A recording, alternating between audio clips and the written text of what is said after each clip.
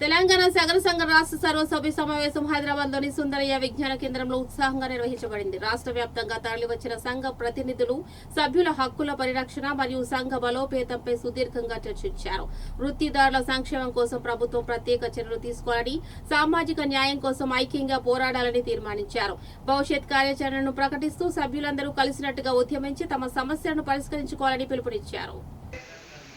మహిళని బయటికి నిర్బంధంగా పనిచేస్తున్నటువంటి మహిళా సంఘం ఏదైతే ఉన్నదో అధ్యక్షురాలు ఆమె కొంత బాగలేకపోవడం కారణంగా ఆఫ్సైడ్ అయితే రాలేకపోయింది. కానీ వాళ్ళ అడ్వైజరు మన మణిమంజరి సాగర్ గారు వీళ్ళంతా వచ్చారు కాబట్టి వాళ్ళ నుంచి 2 మాటల మీద ఖచ్చితంగా రాష్ట్ర కమిటీకి గురుభుజంలాగా పనిచేస్తున్నటువంటి మహిళా సంఘాన్ని ఈ వేదిక అభినందిస్తున్నమైన బ్రహ్మాండంగా హైదరాబాద్ నడిబొడ్డున అది కూడా సాగర తీరాన బతుకమ్మ ఘాట్.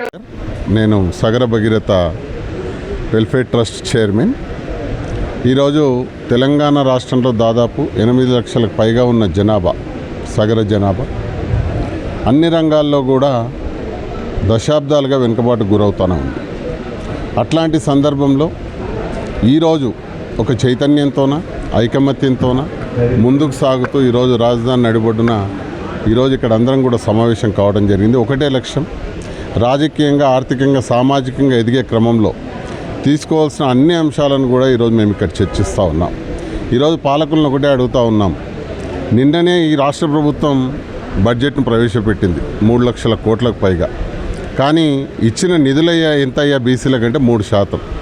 అంటే బీసీలకు అనేటటువంటిది ఏ ప్రభుత్వం వచ్చినా, ఏ రాష్ట్ర ప్రభుత్వం వచ్చినా కూడా అన్యాయం జరుగుతూనే ఉంది.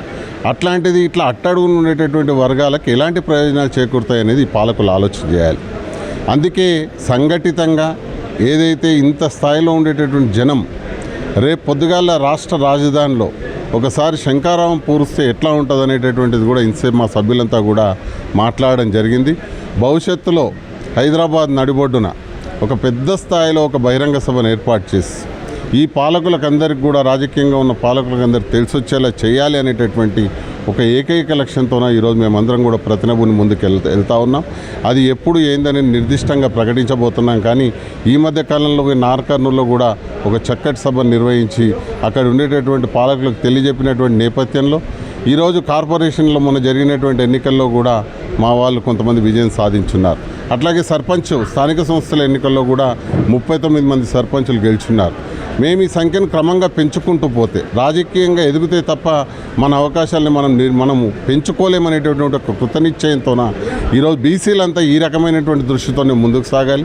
ఎందుకంటే మొన్న మీరు చూస్తున్నారు, మనమందరం కూడా గమనించున్నాం, 62% మంది టికెట్లు ఎవరికి ఇచ్చినా ఏం చేసినా కూడా బీసీలంతా ఏకమైతే ఏ రకంగా ఫలితాలు వస్తాయనేటటువంటిది మనం ప్రత్యక్షంగా చూసాం.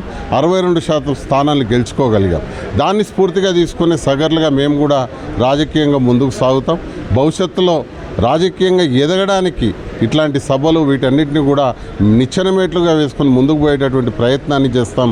అంతిమంగా రాజ్యాధికారంలో మా వంతు భాగస్వామ్యాన్ని కూడా ఉండేటట్టుగా మా వంతు ప్రయత్నాన్ని ఎప్పటికప్పుడు మా వాళ్ళందరితో చర్చించుకొని, వాళ్ళందరితో ఈ రకమైనటువంటి సమావేశాలు నిర్వహించుకొని ముందుకు సాగుతామని తెలియజేస్తూ, ఈ పాలకులు ఖచ్చితంగా బీసీలను విస్మరిస్తే రానున్న కాలంలో గడ్డు పరిస్థితి ఏ రాజకీయ పార్టీకైనా అనేటటువంటి విషయాన్ని కూడా గుర్తెరగాలని చెప్పేసి నేను తెలియజేస్తా ఉన్నాను.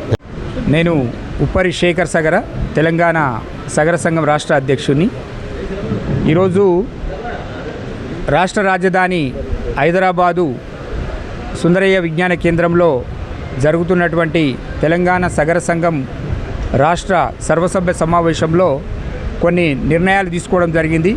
రాష్ట్ర వ్యాప్తంగా వచ్చినటువంటి ముఖ్యమైన ప్రతినిధులు, జిల్లా ప్రతినిధులు, రాష్ట్ర సంఘం నాయకులు ఈరోజు కొన్ని తీర్మానాలు ఇక్కడ ఆమోదించడం జరిగింది.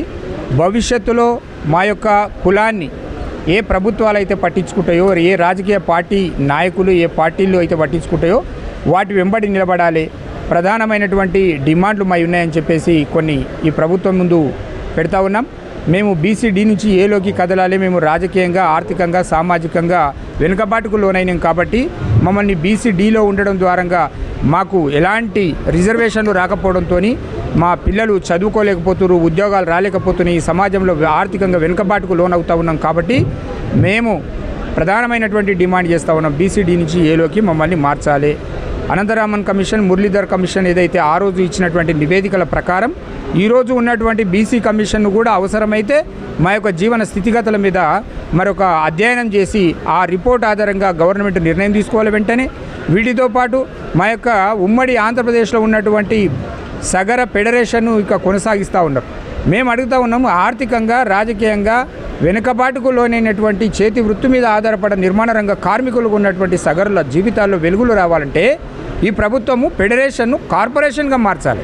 ఈరోజు కొన్ని కులాలకు కార్పొరేషన్లు క్రియేట్ చేసి ఈరోజు పాలక మండలి పెట్టి బడ్జెట్ కేటాయిస్తుంది ప్రభుత్వం. మరి ఆర్థికంగా చితికిలబడ్డటువంటి ఉమ్మడి ఆంధ్రప్రదేశ్లో వైఎస్ రాజశేఖర రెడ్డి గారు ఇచ్చినటువంటి ఈ కాంగ్రెస్ ముఖ్యమంత్రిగానే ఉన్నారు ఆ రోజు. వైఎస్ రాజశేఖర రెడ్డి గారు ఇచ్చినటువంటి ఫెడరేషన్ల గురించి ఎందుకు పట్టించుకోవట్లేదు? మేము ఆర్థికంగా వెనుకబాటుకు లోనైనాము, మమ్మల్ని కార్పొరేషన్గా దాన్ని మార్చి ఆ కార్పొరేషన్కు పాలక మండలి వేసి నిధులు కేటాయించాలని చెప్పేసి రెండవ డిమాండు. మూడో అంశం ఏందైతే రాబోయేటువంటి స్థానిక సంస్థల ఎలక్షన్లు ఏవైతే ఉన్నాయో మున్సిపల్ గ్రేటర్ హైదరాబాదు ఎలక్షన్లలో, అదేవిధంగా ఎంపీటీసీ జడ్పీటీసీ ఎలక్షన్లలో ఏ రాజకీయ పార్టీ అయితే మాకు అత్యధిక సీట్లు మా జనాభా దామాషా ప్రకారం మా వాళ్ళు అక్కడక్కడ అన్ని రాజకీయ పార్టీలు ఉన్నారు, అన్ని రాజకీయ పార్టీలు అత్యధిక సీట్లు మాకు కేటాయించాలి. పార్టీల బీఫామ్లు ఇవ్వకుండా మమ్మల్ని విస్మరించి ఏ పార్టీ అయితే ముందుకెళ్తుందో ఆ పార్టీని ఓడించడం కోసం మాత్రం తప్పకుండా మేము జాతిని మొత్తం కూడా రాష్ట్ర వ్యాప్తంగా ఏకమవుతాం. రాష్ట్ర వ్యాప్తంగా మేము చెప్తా ఉన్నాం, ప్రధానంగా కాంగ్రెస్ పార్టీ లేకపోతే బీఆర్ఎస్ బీజేపీ పార్టీ ఇతర ఏ పార్టీలైనా సరే మమ్మల్ని విస్మరించే పార్టీలను మేము విస్మరిస్తాం. దయచేసి మమ్మల్ని ఎవరైతే ఆదరిస్తారో, మాకు అవకాశాలు కల్పిస్తారో ఆ పార్టీలను ఖచ్చితంగా మేము భరిస్తాం, మోస్తాం. భవిష్యత్తులో వాళ్ళని అధికారంలోకి రావడం కోసం మేము కృషి చేస్తాం తప్ప మమ్మల్ని విస్మరించేటువంటి ఏ నాయకులైనా, ఏ పార్టీలైనా, ఏ ప్రభుత్వాలనైనా మేము సహించం అనే విషయాన్ని గుర్తు చేస్తూ తప్పకుండా మా ప్రధానమైనటువంటి డిమాండ్లు ఇప్పటికే రాష్ట్ర ముఖ్యమంత్రి వర్యులు గౌరవ యనమల రేవంత్ రెడ్డి గారి ముందు పెట్టాము, బీసీ సంక్షేమ శాఖ మంత్రి గారి దగ్గర పెట్టాం. వారు ఆ డిమాండ్ మీద సానుకూలంగా స్పందించాలని చెప్పేసి మేము